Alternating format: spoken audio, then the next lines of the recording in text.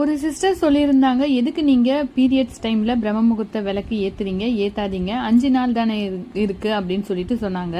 இப்பெல்லாம் பெண்கள் பாத்தீங்கன்னா பீரியட்ஸ் டைம்லயும் எவ்வளோ வேலைகள்லாம் செய்யறோம்.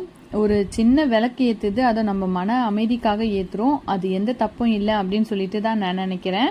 போன மாசம் பாத்தீங்கன்னா இதே போலதான் நான் பீரியட்ஸ் டைம்ல விளக்கு ஏத்தாம விட்டுட்டேன். அதனால எனக்கு பாத்தீங்கன்னா அந்த விளக்கு பிரம்ம முகூர்த்த விளக்கு ஏற்றதுக்கு நிறையவே தடங்கள் ஏற்பட்டுச்சு. நான் ரெகுலராக கரெக்டாக அழகாக விளக்கு ஏற்றிட்டே வந்தேன்.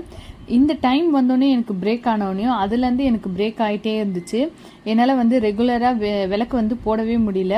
அதனால தான் சரி நம்ம டெய்லியே விளக்கு ஏற்றிடலாம் அப்படின்னு சொல்லிட்டு தான் நான் பீரியட்ஸ் டைம்லேயும் விளக்கு ஏற்றினேன். நான் விளக்கு பார்த்தீங்கன்னா தனியாக ஒரு இடத்துல தான் ஏற்றினேன். பூஜை அறைக்கும் அதுக்கும் எந்த சம்மந்தமும் இல்லை.